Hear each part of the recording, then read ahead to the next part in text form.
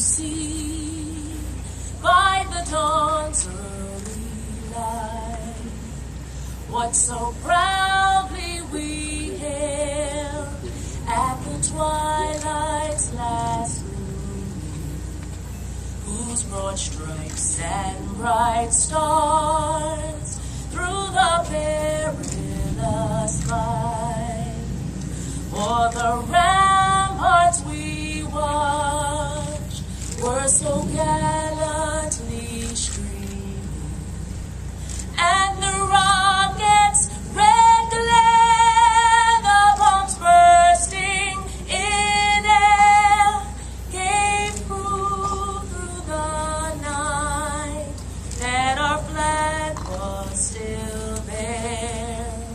Oh, say does that star-spangled banner yet wave o'er the land of the free and the home of the brave.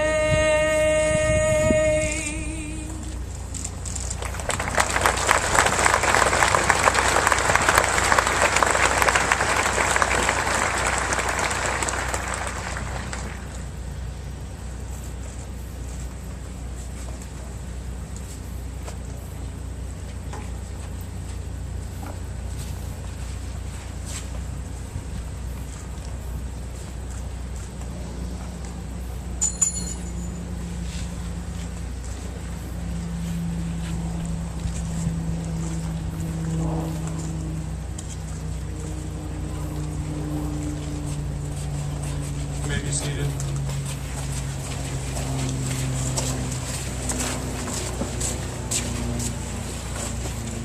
This memorial is to 40 remarkable people.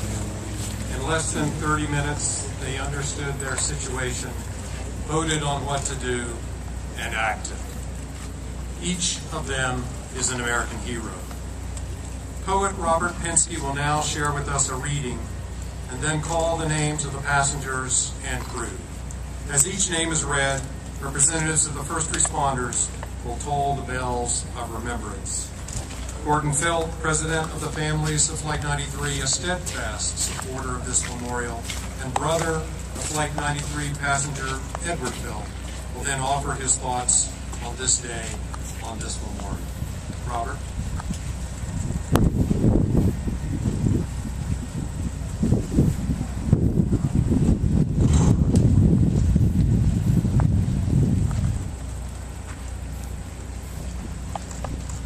Any people, a people, is what it remembers. For us, the American people, Flight 93, because we remember it, has become a significant part of who we are and what we are as a people.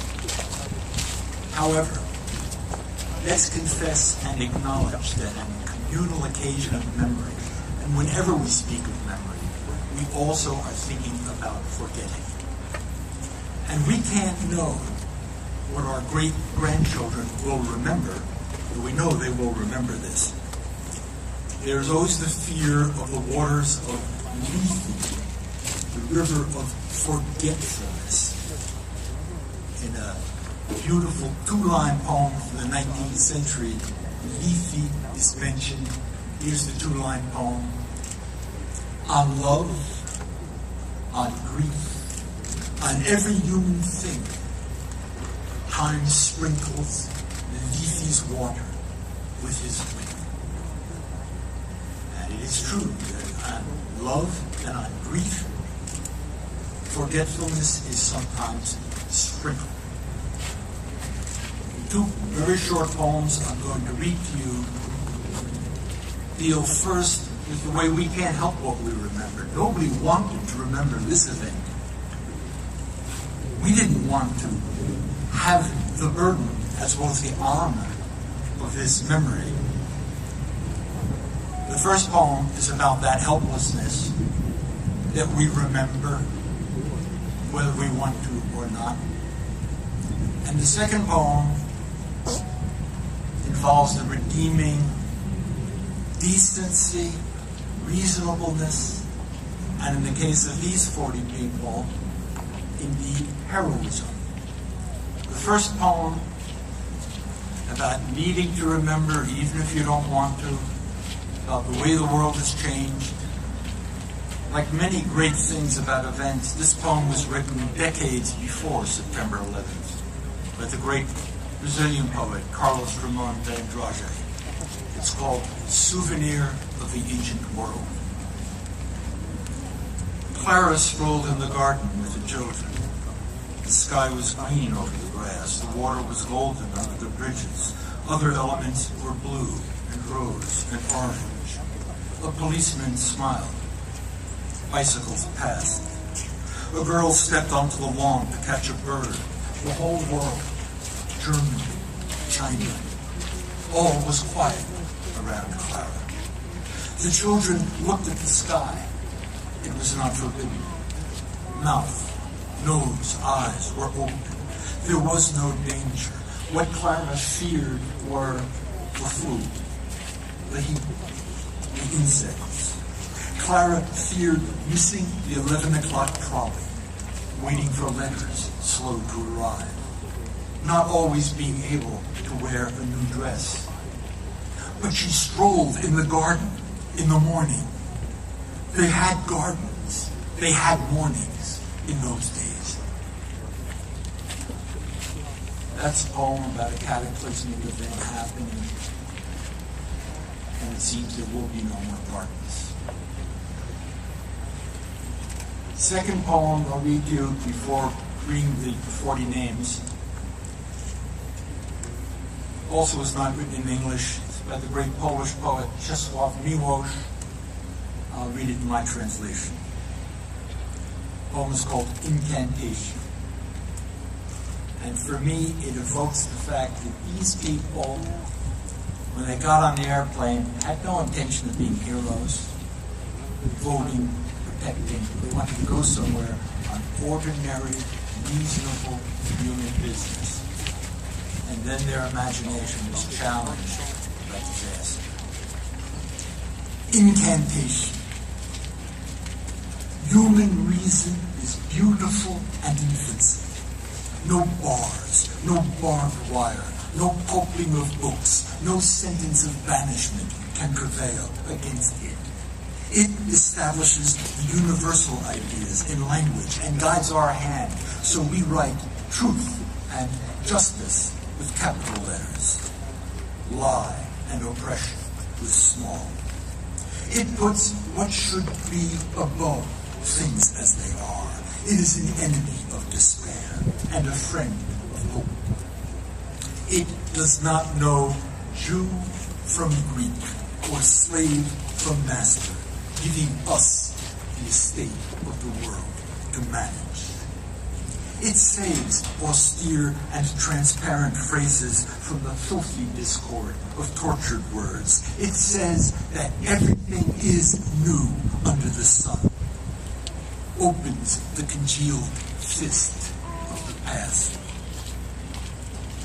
Beautiful and very young are philosophia and poetry, her ally in the service of the good. As late as yesterday, nature celebrated their birth. The news was brought to the mountains by a unicorn and an echo. Their friendship will be glorious. Their time has no limit. Their enemies have delivered themselves to destruction.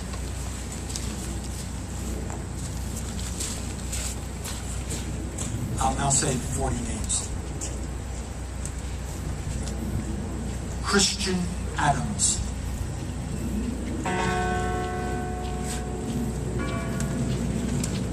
Lorraine G. Bay.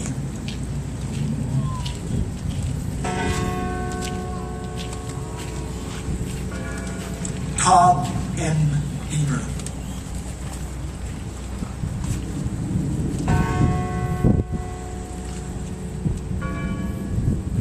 Alan Anthony Bevan.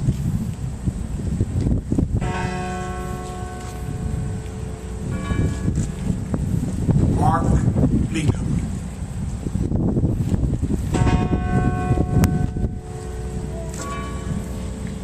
Deora Francis Watley.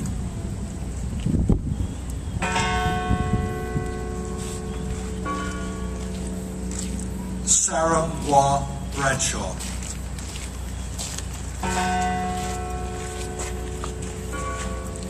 Marion R. Britton.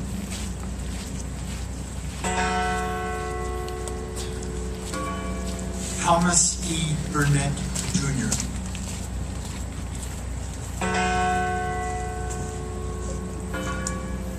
William Joseph Cashman.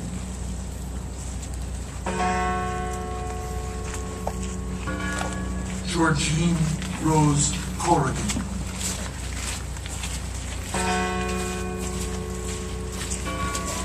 Patricia Cushing.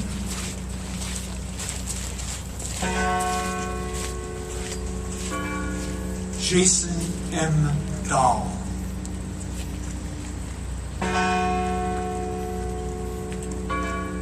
Joseph DeLuca.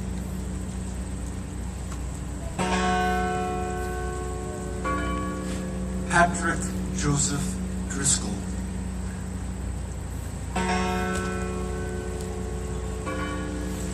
Edward Porter Felt.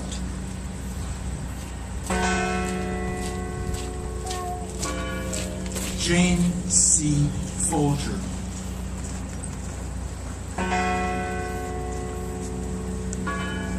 Colleen L. Fraser.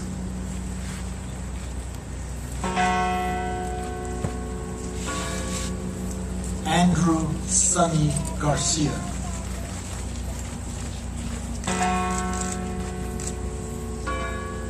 Jeremy Logan Glick.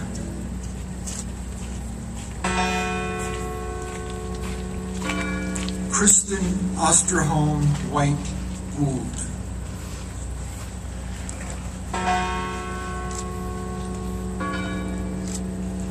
Lauren Kutuzzi Grancolis.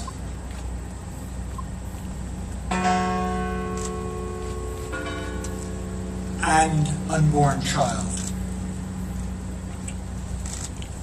Wanda Anita Green.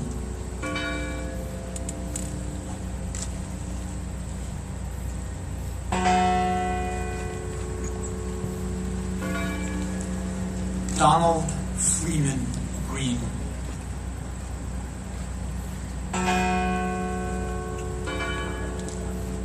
Linda Gronlund.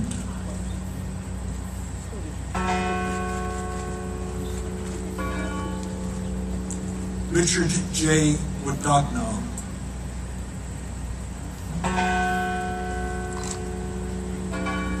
Leroy Homer.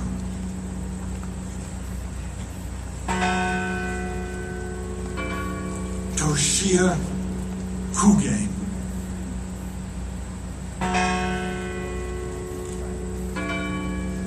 C.C. Ross Lyles.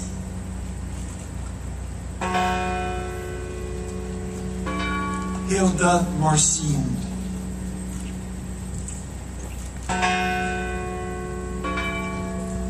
Waleska Martinez.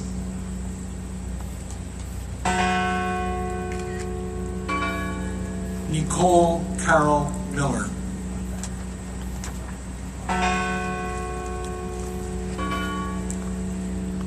Louis J. Mackey II.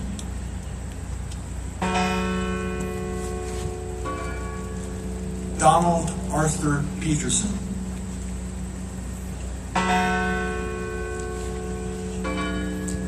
Jean Hoadley Peterson.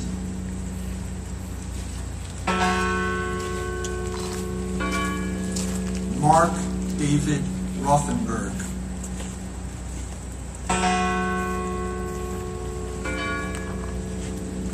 Christine Ann Snyder.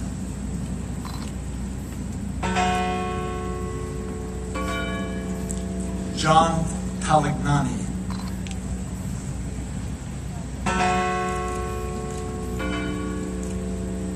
Honor Elizabeth Wainio.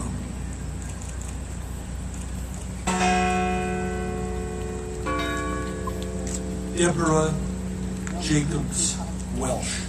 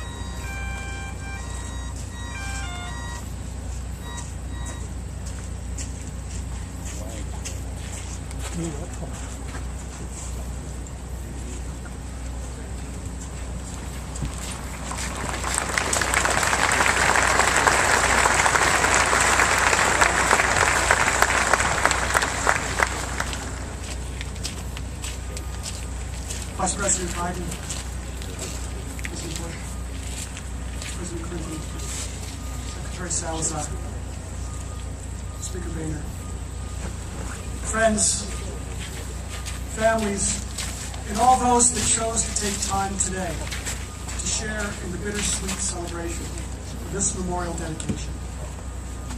thank you for honoring the memory of the passengers and crew of United Flight 93 with your presence. 10 years ago, we first came to this hallowed ground. We were devastated, nearly broken. Our lives had changed in an instant, and at a time when we least expected the potential for such evil in the world. Today, with the dedication of the Flight 93 National Memorial, we are assured that the enduring legacy of our loved ones and their collective actions on September 11, 2001 will be preserved, providing comfort, inspiration, and education for future generations. It has been a long road to this very day. It seems to have passed in an instant. So many hurdles, so many steps to take, procedures to follow. Only a project as worthy as this could sustain a level of dedication on the part of so many that would see us through to this dedication on this 10th anniversary. On this occasion, it is proper and fitting to acknowledge those first responders joining us today that were called to action within minutes of the crash of Flight 93. As the course of our lives was so violently altered that day, they heard the call to duty, and in their own way were the first to honor our heroes through their actions. This level of action, dedication, and compassion within the Somerset County community and surrounding areas on the morning of September 11, 2001, and during the period of recovery and investigation, was not unique, but rather the norm. Whether it is the ambassadors standing vigil here at the memorial, volunteers working with the National Park Service to preserve artifacts and oral histories, or community members opening their homes and hearts to families in our time of grief, this community has embraced this memorial project with all the dignity, grace, and honor I've come to realize is pervasive here in southwestern Pennsylvania and across the Commonwealth to Harrisburg. Senator Casey, Senator Toomey, Representative Schuster, Representative Kritz, the entire Pennsylvania delegation, as well as longtime champions of the Flight 93 National Memorial, former Governor Rendell, former Governor Ridge, Senator Specter, and the late Congressman Murtha. You have honored our government's commitment to be an active partner in the development of this project. With such upheaval in our world today, you have continued to fight the good fight in order to ensure this project has stayed on schedule and has continued to be appropriately funded. To the families, this sacred ground holds a deep and special significance. This is the final resting place of the crew and passengers of Flight 93, and we have worked hard to ensure that it is treated with the proper care and respect. We are grateful to Secretary Salazar and the National Park Service for their leadership in this memorial project, as well as for their current and future stewardship of this land.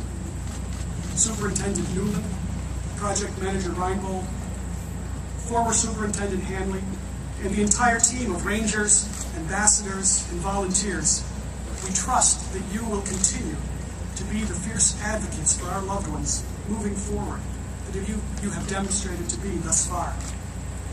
For while we are dedicating a memorial on this day, our job is not done.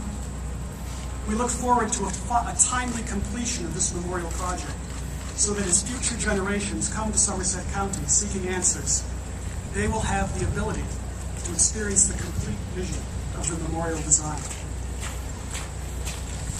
The story of Flight 93 is one that resonates with all that would hold near to their hearts the rule of law, the love of family, and the desire to control the destiny of one's life. Over 70,000 people from across the globe have demonstrated their support for the Flight 93 National Memorial through financial support, and nearly 1.5 million individuals have already come to this sacred ground in order to pay their respects to our fallen heroes. They have come asking questions, seeking perspective, as well as to tell their own stories and experiences of September 11, 2001. All that have made the pilgrimage to this site, all that have worked tirelessly to create this memorial, and all of those that refuse to forget the individuals and their collective actions honor the 40 crew and passengers of United Flight 93. We must choose to be inspired by the story of Flight 93 and seize the opportunity to hold fast to the hard-fought lessons learned on this sacred ground just 10 short years ago.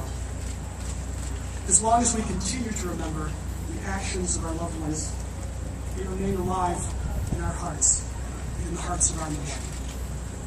Thank you.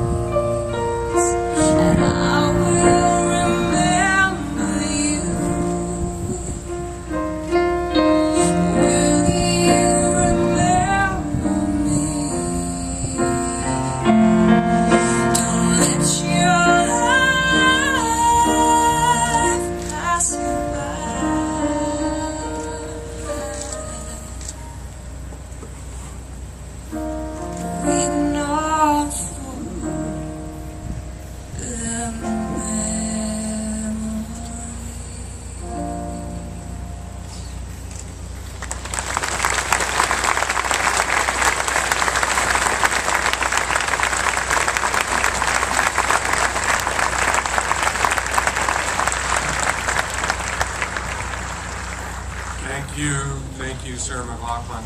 That was beautiful for joining us today and for that perfect piece. This memorial would not have been possible without the strong and unwavering support of individuals, governments, groups, corporations, and foundations from across the country that have made personal and financial commitments to see it through. We welcome representatives of several of those groups. The first is Chris Sullivan, Chairman of the Flight 93 Capital Campaign and Vice Chairman of the National Park Foundation. Chris.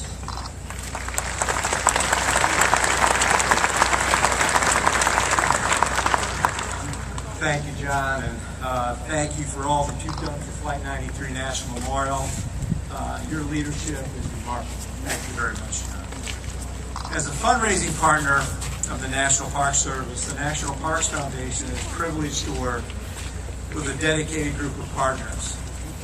The corporations, businesses, foundations, and other organizations, the law firm of Porter Wright, who did the pro bono work on the land, we're committed to protecting this hallowed ground. Yet, nobody has given more than the relatives and family members of the 40 men and women of Flight 93. They feel the weight of the loss, and we admire you for your courage, your determination, your commitment, and your persistence in seeing this national memorial becomes a reality. And we're very excited that today the first step of that is being completed. This is an important endeavor to create a permanent place of recognition of the heroes, your loved ones, so that each generation knows of the incredible heroism, sacrifice, and horror that took place here 10 years ago. I would like to especially thank our honorary co-chairmen, General Tommy Franks and Governor Tom Ridge, for first asking me to participate, but more for your numerous trips and meetings with donors and your ongoing and positive enthusiasm and inspiration to see this effort through. I want you two to stand up so everybody can say thank you.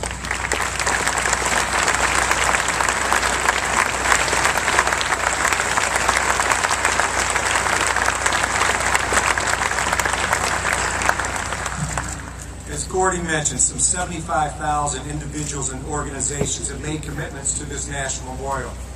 These donations, both large and small, inspire us to continue to move forward in order to fulfill the promise we made 10 years ago to remember these brave souls on board Flight 93. Your names will forever be recognized in our honor roll as well as in our hearts for your extraordinary generosity. Thank you for your part in making and dedicating this national memorial today. Over 1.5 million visitors from around the world have visited the memorial. Today marks the first time that we walk across the plaza and stand before this wall and come face with the quiet meadow surrounded by thousands of others who share the memories of 9/11. Visiting here stirs the memories and emotions that are still raw. We reflect, and we do, reflect on the incredible courage and conviction of the heroes of Flight 93, as well as the heartbreak and the sorrow of their loved ones. We are thankful that these ordinary citizens stood up and stopped another deadly and destructive attack on our nation. We would like to thank 5 organizations for underwriting today's events: Alcoa Foundation, Bank of America, Erie Insurance, Highmark, and Verizon. Thank you.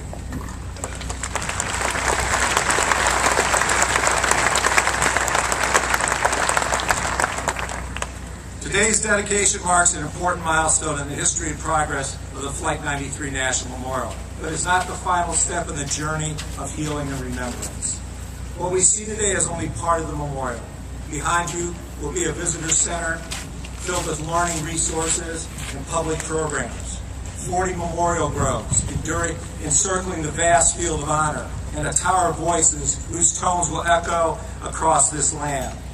America has a long tradition of honoring its heroes in national parks, from the calm waters of Pearl Harbor to to the majestic mountains of Mount Rushmore, to the endearing legacy of Martin Luther King Jr., we are pleased that these 40 men and women, the heroes of Flight 93, will be so honored. We are confident we can realize the full vision of the National Memorial. We ask for your continued support and ask you to encourage others to learn more about our efforts, and go to honorflight93.org if you can get them to participate.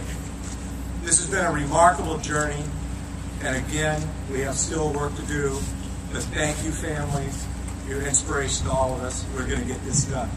With that, I'd like to present Secretary of the Interior, Ken Salazar, who's been just absolutely fantastic in these efforts. Mr. Secretary.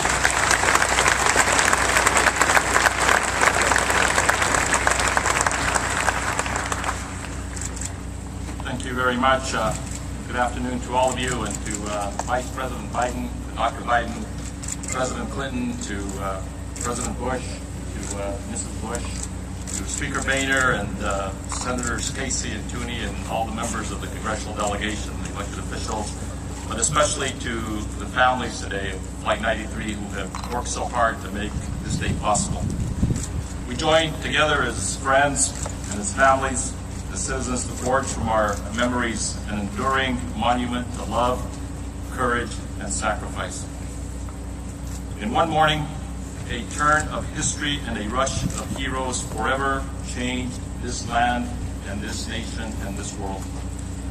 The battle that began 6 miles overhead ended with a roar of engines in this area behind us in the Stony Creek River. Since that day, millions of Americans have come to honor their heroes of Flight 93. They have brought to this hallowed ground their pictures, their letters, and their prayers. And the people of this land, themselves survivors and witnesses and first responders, welcomed those who came. They helped us mourn, they helped us reflect, and they helped us build a memorial for all of America and all the world for all time to see right in this place. To the citizens of Somerset County, and to those who led that effort, including Governor Ridge and Governor Rendell and General Franks and so many others, we thank you for making this day possible. To the landowners of this place in Somerset County, who gave of their property to this nation so that we might honor those who gave their lives here, we thank you. And to the architect, Paul Murdoch, who kept true to the landscape and to this event, your design has moved our hearts from the beginning.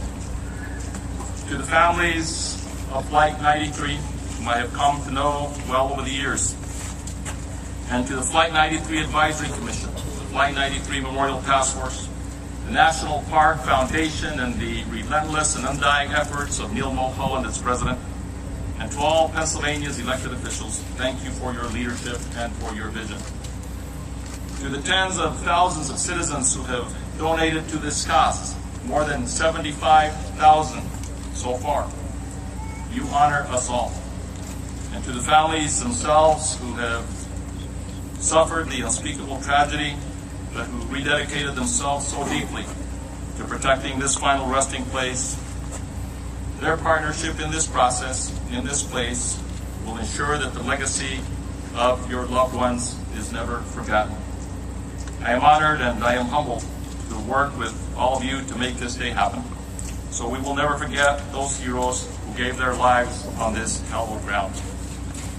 Today, this special place, these 2,200 acres here, enter the care and trust of the Department of Interior and the National Park Service as the 389th unit of the National Park System.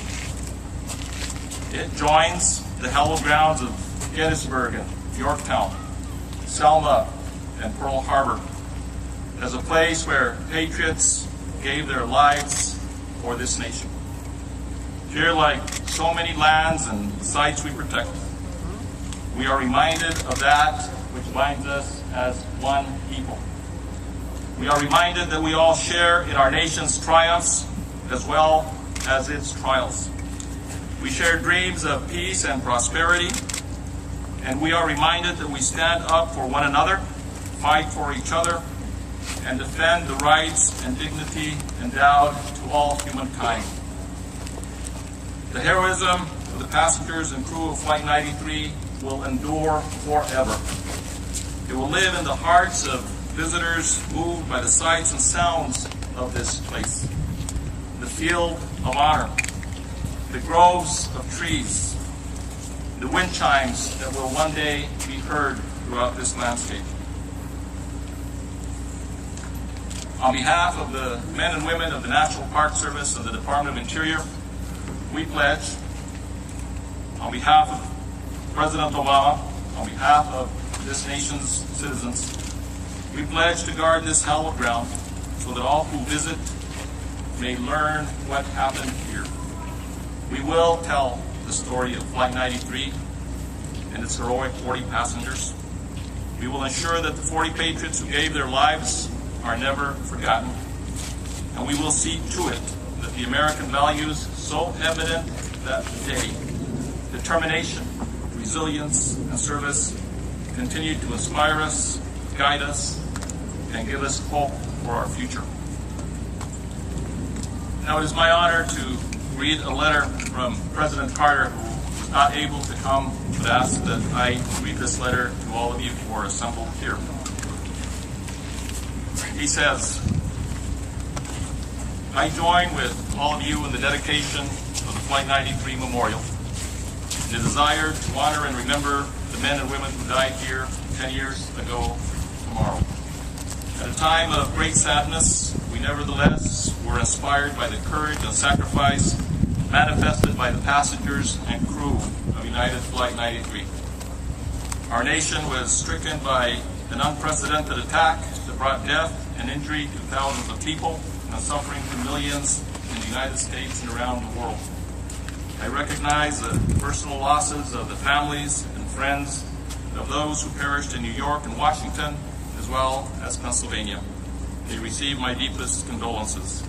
All of us Americans suffered and found it difficult to understand such evil acts. The proper response includes an enhanced defense against terrorism and a renewed dedication to the values that make the United States a great nation. A commitment to truth, justice, peace, freedom, humility, human rights, and generosity. The creation of this National Memorial Park will help us remember what we have lost and what we must do. I expect it to be an inspiration and a comfort to all of us. Rosalind and I send our congratulations to those responsible for this memorial and our prayers for consolation and hope. Sincerely, Jimmy Carter.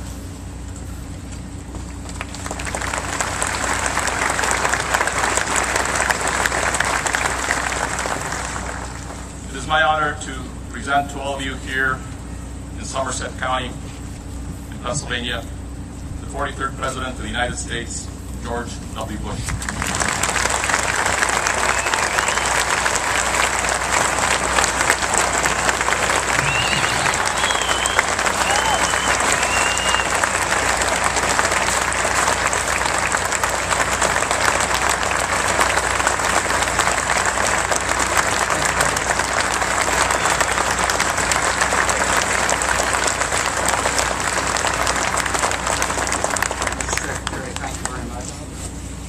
Vice President, Dr. Magan, President Clinton, Mr. Speaker, members of Congress, my friends Tommy Franks and Tom Riggs, thank you for helping raise the money for this memorial. Members of the National Park Service and the National Park Foundation, all those who supported this memorial, but most importantly, the families of Flight 93. Laura and I are honored to join you in dedicating this memorial to the heroes of Flight 93. When the sun rose in the Pennsylvania sky 10 years ago tomorrow, it was a peaceful September morning. By the time it set, nearly 3,000 people were gone. The most lives lost on American soil in a single day since the Battle of Antietam. The distance of the decade. 9/11 can feel like a part of a different era. families of the men and women stolen, some of whom joined us today. That day will never feel like history. The memory of that morning is fresh, and so is the pain. America shares your grief. We pray for your comfort, and we honor your loved ones. September the 11th, 2001, innocent men and women went to work at the World Trade Center. They reported for duty at the Pentagon. They boarded American flights 11 and 77, United Flights 93 and 175. They did nothing to provoke or deserve the deliberate act of murder that Al-Qaeda carried out. One of the lessons of 9/11 is that evil is real, and so is courage. When the plane struck the World Trade Center, firefighters and police officers charged up the stairs into the flames. As the towers neared collapse, they continued the rescue efforts. Ultimately, more than 400 police officers and firefighters gave their lives. Among them was the chief of the New York City Fire Department, Peter Gansey. As a colleague put it, he would never ask anyone to do something he didn't do himself. Pentagon service members and civilians pulled friends and strangers from burning rubble. One Special Forces soldier recalls reaching through a cloud of smoke in search of the wounded. As he entered one room, he prayed to find someone alive. He discovered a severely burned woman and carried her to safety. They later met in the hospital, where she explained that she'd been praying for rescue. She called him her guardian angel. And then there's the extraordinary story we commemorate here. Aboard United Airlines Flight 93 with college students from California, iron worker from New Jersey, veterans of the Korean War and World War II, citizens of Germany and Japan, a pilot who had rearranged his schedule so that he could take his wife on a vacation to celebrate their anniversary. When the passengers and crew realized the plane had been hijacked, they reported the news calmly. When they learned that the terrorists had crashed other planes into targets on the ground, they accepted greater responsibilities. In the back of the cabin, the passengers gathered to devise a strategy. The moment America's democracy was under attack, our citizens defied their captors by holding a vote. The choice they made would cost them their lives, and they knew it. Many passengers called their loved ones to say goodbye, then hung up to perform the final act. One said, "They're getting ready to break into the cockpit. I have to go. I love you." Another said, "It's up to us. I think we can do it." In one of the most stirring accounts, Todd Beamer, a father of two with a pregnant wife at home in New Jersey, asked the airphone operator to join him in reciting the Lord's Prayer. Then he helped lead the charge to the front of the plane with the words, "Let's roll." With their selfless act, the men and women who stormed the cockpit lived out the words, "Greater love hath no man than this, that a man lay down his life for his friends." And with their brave decision, they launched the first counteroffensive of the War on Terror. The most likely target of the hijacked plane was the United States Capitol. We'll never know how many innocent people might have been lost. But we do know this. Americans are alive today because the passengers and crew of Flight 93 chose to act, and our nation will be forever grateful. The 40 souls who perished on the plane left a great deal behind. They left spouses and children and grandchildren who missed them dearly. They left successful businesses and promising careers and a lifetime of dreams they will never have the chance to fulfill. They left something else, a legacy of bravery and selflessness that will always inspire America. For generations, people will study the flight the story of Flight 93. They will learn that individual choices make a difference, that love and sacrifice can triumph over evil and hate, and that what happened above this Pennsylvania field ranks among the most courageous acts in American history. The memorial we dedicate today will ensure that our nation always remembers those lost here on 9/11. But we have a duty beyond memory. We have a duty beyond honoring. We have a duty to live our lives in a way that upholds the ideals for which the men and women gave their lives, to build a living memorial to their courage and sacrifice. We have a duty to find common purpose as a nation. In the days after 9/11, the response came like a single hand over a single heart. Members of Congress from both sides of the aisle gathered on the steps of the Capitol and sang "God Bless America." Neighbors reached out to neighbors of all backgrounds and beliefs. The past decade, our country has been tested by natural disaster, economic turmoil, anxieties, challenges here at home and abroad. There have been spirited debates along the way. It's the essence of democracy. But Americans have never been defined by our disagreements. Whatever challenges we face today and in the future, we must never lose faith in our ability to meet them together. We must never allow our differences to harden into divisions. Second, we have a duty to remain engaged in the world. 9/11 proved that the conditions in the country on the other side of the world can have an impact on our own streets. It may be tempting to think it doesn't matter what happens to a villager in Afghanistan or a child in Africa. The temptation of isolation, the world of oppression and anger and resentment will be a source of never-ending violence and threats. The world of dignity and liberty and hope will be safer and better for all. The surest way to move toward that vision is for the United States of America to lead the cause of freedom. Finally, we each have a duty to serve a cause larger than ourselves. The passengers aboard Flight 93 set an example that inspires us all.